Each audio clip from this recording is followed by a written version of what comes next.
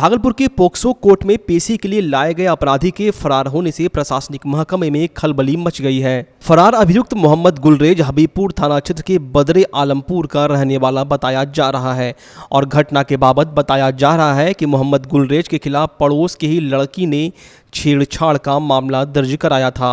देर रात हबीबपुर पुलिस ने उसे गिरफ्तार किया था और आज उसे पेशी के लिए पोक्सो कोर्ट ले जाया जा रहा था। इसी दौरान अपराधी पुलिस को चकमा देकर हथकड़ी समेत कोर्ट कैंपस के समीप से फरार हो गया, जिसके बाद देर शाम पेशी के लिए लाए गए पुलिस अधिकारी ने जोगसर थाने में गुलरेज के फरार होने का मामला दर्ज कराया है। घटना की जानकारी मिलते ही छानबीन के लिए पहुंचे सिटी एसपी सुशांत कुमार सरोज ने गुलरेज को पेशी के लिए लाने वाले पुलिस पदाधिकारियों पर कार्रवाई की बात करते हुए फरार अपराधी की गिरफ्तारी के लिए छापेमारी करने की बात कही है। भागलपुर में दर्दनाक हादसे के कारण 3 बच्चों की मौत हो गई। घटना भागलपुर के नौगछिया के परबत्ता थाना क्षेत्र के विक्रमशिला अप्रोच पथ अंतर्गत जाह्नवी चौक के पास की है। जानकारी के मुताबिक एक तेज रफ्तार से आ रही अनियंत्रित ट्रक सड़क के किनारे बनी झोपड़ी में जा घुसी। इस दौरान उसकी चपेट में आने से एक ही परिवार की 2 बच्चियों और एक बच्चे की मौके पर ही मौत हो गई। घर में घुसे ट्रक ने जहाँ 3 बच्चों को कुचल कर मार डाला, वहीं इस हादसे में पिता समेत एक भाई और बहन सुरक्षित है। जानकारी के मुताबिक घटना गुरुवार की अहले सुबह की है। हादसे का शिकार हुआ परिवार सड़क के किनारे ही रहता था, जबकि मृतकों के पिता की चाय नाश्ते की दुकान है। इस घटना में 2 मवेशियों की भी मौत हुई है। सड़क हादसे के बाद आक्रोशित लोगों ने शव को सड़क के सामने रखकर प्रदर्शन किया और रोड जाम कर दिया। ट्रक के नीचे दबे लोगों को निकालने के लिए क्रेन की मदद लेनी पड़ी। घटना की जानकारी मिलते ही परबत्ता, नौगछिया, खरीक और जाह्नवी चौक ओपी पुलिस मौके पर पहुंची, जिसके बाद तीनों शवों को बरामद कर लिया गया। मृतकों में 14 साल का सूरज कुमार, 11 साल की चंदा कुमारी, 9 साल की पूजा कुमारी शामिल है। इस घटना के बाद काफी देर तक सड़क का परिचालन बाधित रहा। वहीं मौके पर पहुंची पुलिस मामले की पड़ताल में लग गई है।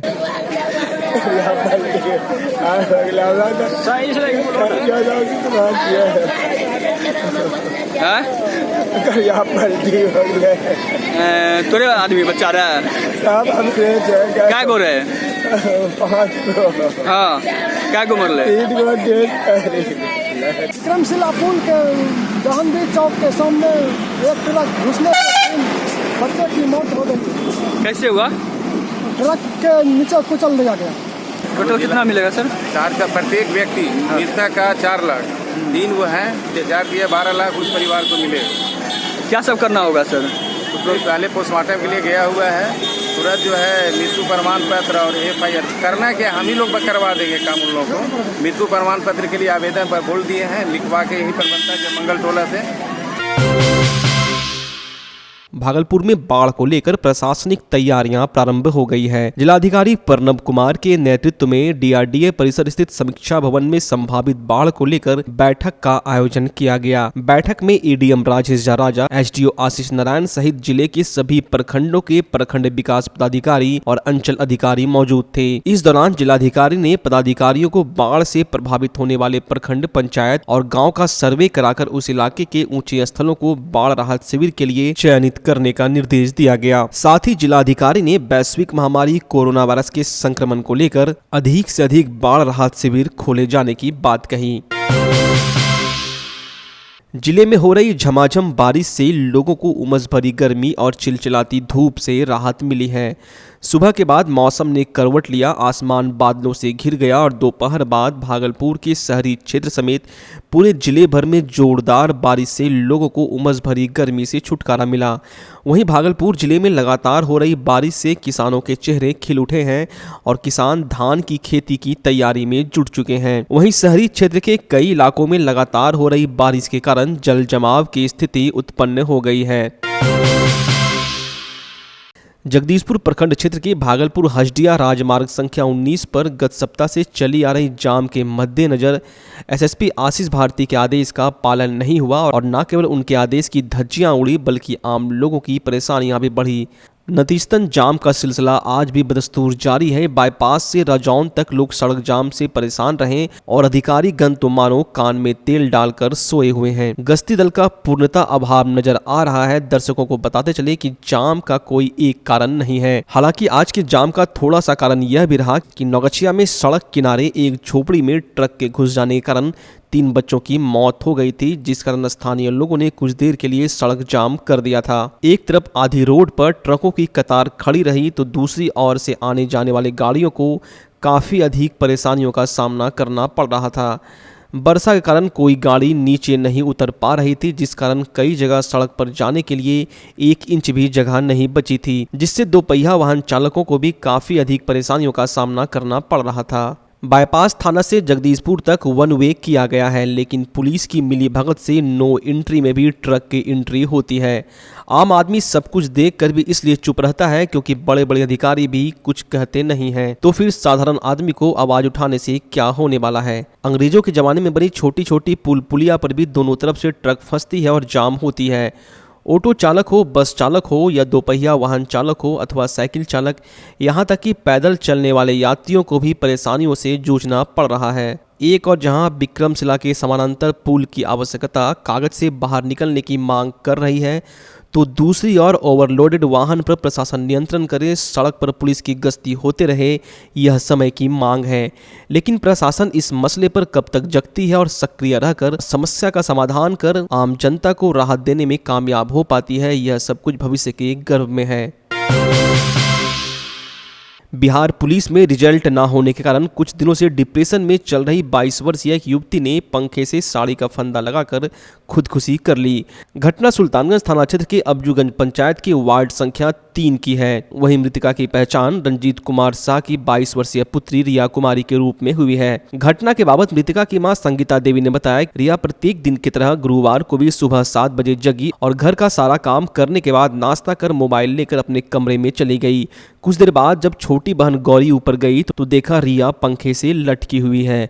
गौरी के शोर करने के बाद परिजनों ने उसे पंखे से नीचे उतारा। रिया पटना में रहकर प्रतियोगिता परीक्षा की तैयारी कर रही थी। साथ ही वह कई भोजपुरी एल्बम में भी काम कर चुकी थी, जिसमें उसे ज्यादा कामयाबी नहीं हासिल हो पाई थी। घटना की जानकारी मिलते ही सुल्तानगंज थाना पुलिस मौके पर पहुंचकर शव को अपने कब्जे में लेकर पोस्टमार्टम के लिए भागलपुर भेज दिया। नाथनगर थाना क्षेत्र के बसंतपुर दोगच्छी निवासी पीडीएस डीलर विष्णुदेव मंडल के घर में बुधवार देर रात्रि अचानक बिजली के शॉर्ट सर्किट से आग लग गई, जिससे घर में रखे मकई, जन वितरण प्रणाली के गेहूं, चावल, दाल समेत अन्य सामग्री जलकर राख हो गई। वहीं आग लगने से कमरे में सो रही गृह स्वामी की पोती काजल कुमारी का हाथ जल गया, जिसे काफी मशक्कत के बाद कमरे का वेंटिलेटर तोड़कर बाहर निकाला गया। घटना की सूचना पर नाथनगर के एमओ अतुल कुमार ने पहुंचकर जले हुए अनाज को देखा। वहीं पीड़ित परिवार का रो रो कर बुरा हाल है। सूचना पर नाथनगर के विधायक लक्ष्मीकांत मंडल, नाथनगर प्रखंड प्रमुख प्रतिनिधि पप्पू यादव समेत अन्य लोगों ने पहुंचकर पीड़ित परिवार को ढाढ़स बंधाया। रात को करीब 12:30 बजे दोगच्छी ग्राम में विष्णुदेव मंडल, जो कि जन वितरण प्रणाली का डीलर है, इसके घर में बिजली शॉर्ट सर्किट होने के कारण आग लग गई। क्योंकि यहाँ पर किरासन तेल का ड्राम भी था, उससे आग भयंकर रूप पकड़ लिया।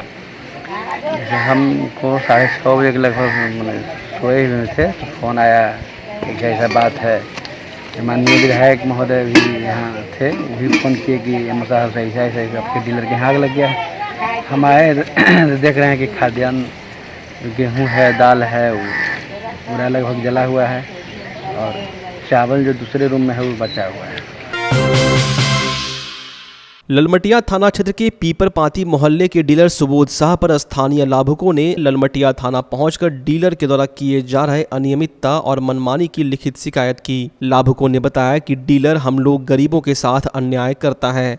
डीलर सरकारी दर से बढ़ाकर पैसे लेता है और विरोध करने पर राशन नहीं देने की धमकी देता है। वहीं ललमटिया ओपी प्रभारी ओम प्रकाश ने बताया कि डीलर के खिलाफ लाभुकों के द्वारा लिखित शिकायत ओपी में दी गई थी। उसी के आलोक में डीलर को थाना पर पूछताछ के लिए लाया गया था।